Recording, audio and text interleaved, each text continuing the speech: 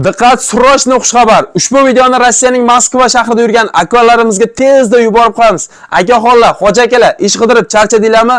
Videoni oxirigacha ko'ringlar va albatta videoga bitta like bosib, videoni musofirda Moskvada yurgan do'stlarimizga tezda yuborib qo'yamiz. Tushunganingdek bizda ish bor, oyliga chista 1000, 1200, 1300 dollarda. Ya'niki bez объем ish bor, грузчик hamda upakovщик vakansiyasi. Moskvada metro Azyorniya, Ryabinova 45 ta. Ya'ni metro Azyorniya 4-vaqtdan chiqasiz, 610 avtobus bor edi, adashmasam, 4 avtonovkada yurib borsangiz, Ryabinova 45 yo'li bo'yidagi kattakon skavat.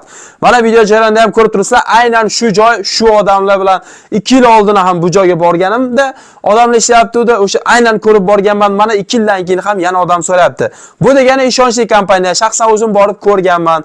Pullariga aldamaydi. Har 15-chi, har 25-chisoda oylik расчет, ya'ni har 15 kunda oylik beradi. Yotoq joyi registratsiya mutlaqo kompaniya hisobidan bepul. Bu ishga kirish uchun sizda Moskva yoki oblast patenti bo'lishi shart. Boshqa dokument o'tmaydi, bez dokument umuman olmaydi. O'zbekiston, Tojikiston, Qirg'izistonda telefon qilib o'tirmaylar ekan. Iltimos qivordi.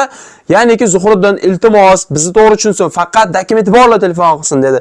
Shuning uchun Moskva yoki oblast patenti ofitsialni ishlash uchun hamma dokument tayyor bo'ladigan bo'lsa, pastdagi raqamlarga aloqaga chiqishingiz mumkin. Ish smenalik, smenaga yoziladi. Smenasi 3400 rubldan. 11 soat ish, 8 dan 8 gacha ish bo'ladi. 11 soat ish, 1 soat obed.